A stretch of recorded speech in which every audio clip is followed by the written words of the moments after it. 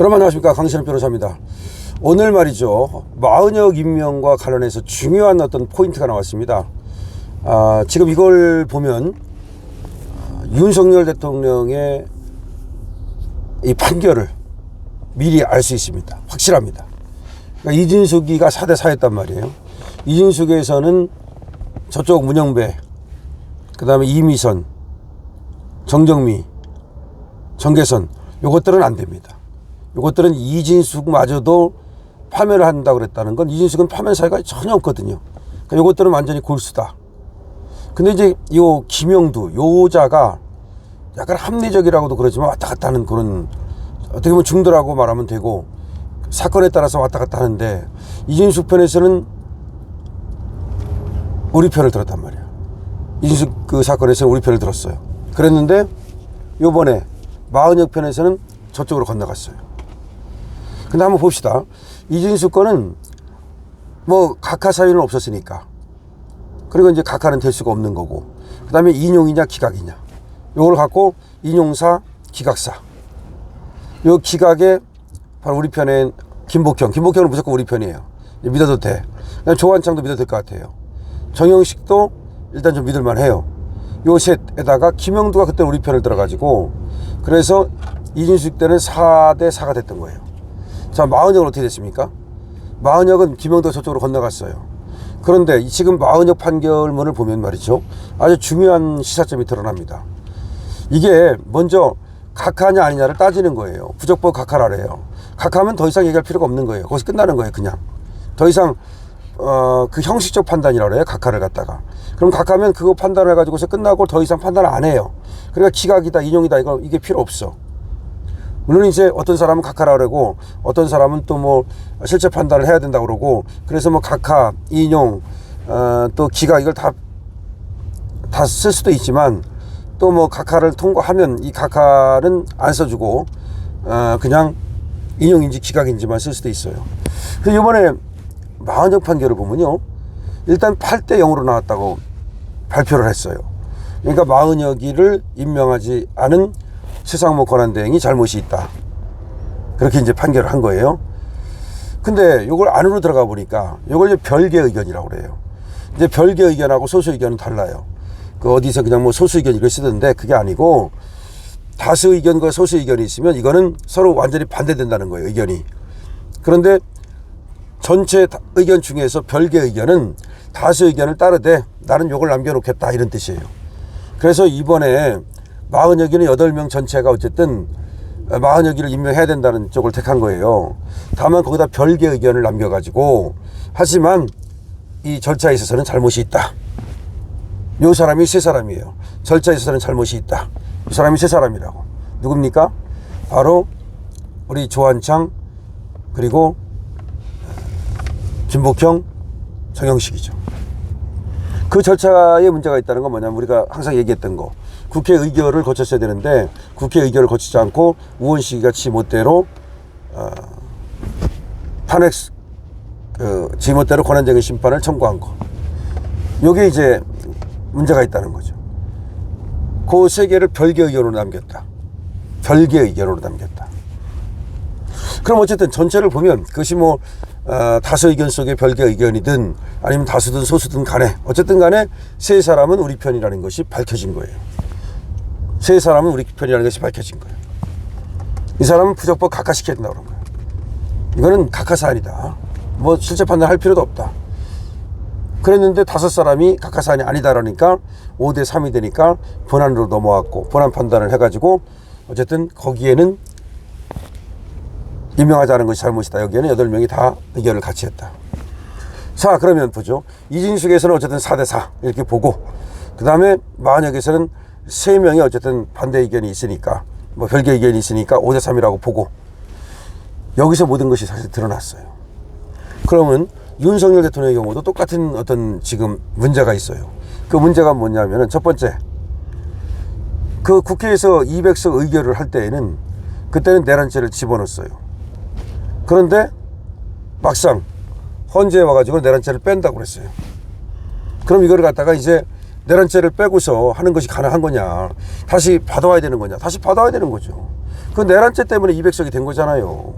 그 내란죄 없었으면 200석이 됐었겠습니까? 당연히 받아야 되는 거예요. 그런데 그걸 그냥 넘기고서 지금까지 계속해서 심리를 진행하고 있어요.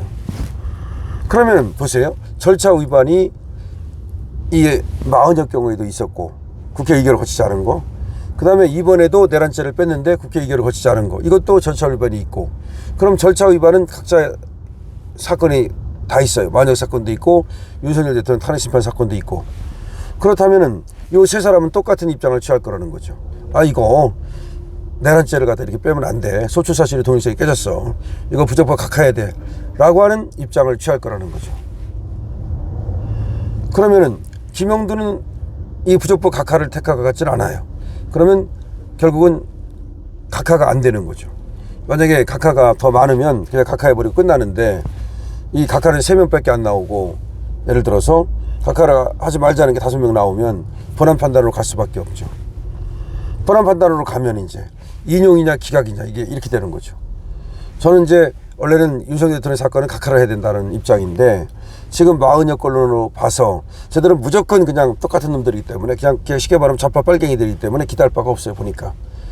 그러면은 인용이냐 기각이냐 이렇게 갈 가능성이 있는데, 여기서 그러면 세 사람이 똑같이 저쪽으로 넘어가지 않아야 돼요. 저쪽으로 넘어가지 않아야 된다고. 이 세 사람이 지금처럼 확실하게 우파 편을 들어줘야 돼요. 그러니까 정영식, 김복형, 조한창이 달렸다. 근데 이제 마은혁을 집어넣으려고 그러잖아요. 근데 마은혁이는 일단 최상무기가 임명만 안 하면 돼요.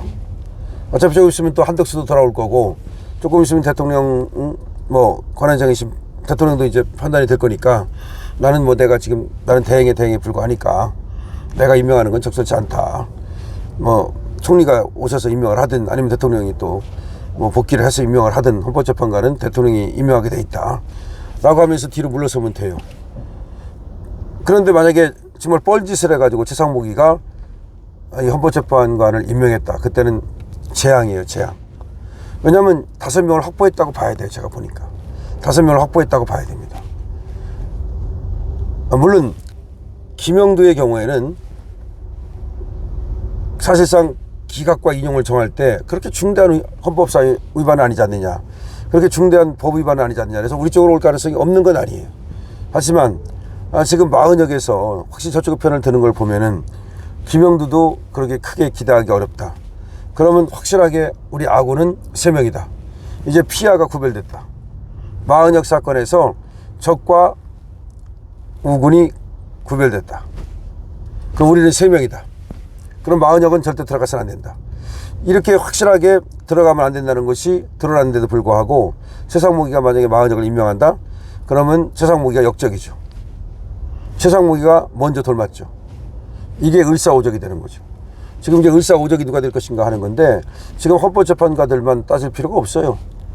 지금 일단은 한동훈 같은 놈은 을사오적에 들어가는 거고요. 을사년에 배반을 때렸으니까요. 그 다음에 최상무기 저런 것들이 만약에 헌법재판관을 임명한다면 저거 을사오적이 되는 거고요. 그러니까 최상무기는 잘 선택해야 됩니다. 여기서 정말로 역사적 심판, 국민의 심판, 무서운 그런 어떤 심판을 받게 될 수 있다는 것을 알아야 됩니다. 자, 우리 편 3명입니다.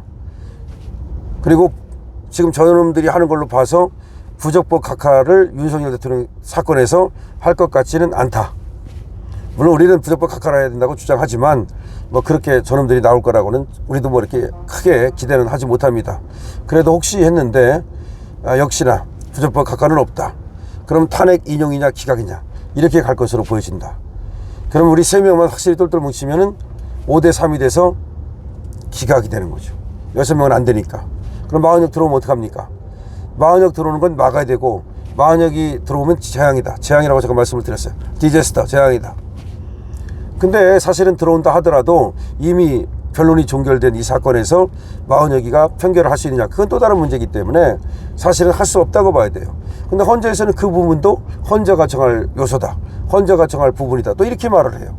그러니까 헌재가 지금 완전히 사법기관이 아니라 입법기관이 되어버렸어. 자기들이 다 판단하겠다는 거야. 자기들이 다 정하겠다는 거야. 법을 해석하는 것이 아니라 법을 만들고 있어요. 그러니까 이제 문제가 뭐냐면 우리나라는 국회도 법을 지가 만들고 법을 지가 집행하고 법을 지가 판단하고 입법, 행정, 사법을 다 가졌고 헌재도 지들 멋대로 이제는 법을 갖다가 만들고 법을 집행하고 법을 판단하는 입법, 행정, 사법을 다 하고 있고 지금 권력 분립이 완전히 무너졌어요. 대한민국에서 진짜 위험한 것은 권력 분립이 무너졌다는 거야. 권력 분립이 무너지면 그게 독재예요. 자, 그렇기 때문에 지금 이 삼권 분립이 무너진 이것이 윤석열 대통령이 사실은 또 계엄 사유거든요. 입법권이 독재를 하면서 이 행정권을 마비시켰기 때문에 이 대통령으로서는 계엄 외에는 방법이 없었던 거거든요. 자, 어쨌든 간에 지금 이번에 마흔역 사건을 통해서 우리 편이 확실히 드러났다는 것은 하나의 소득인데 이 우리 편에 대한 확실한 어떤 관리 그리고 저놈들이 우리 편을 갖다가 협박하거나 해가지 못하도록 그렇게 하는 것이 중요합니다. 강시열 피부입니다.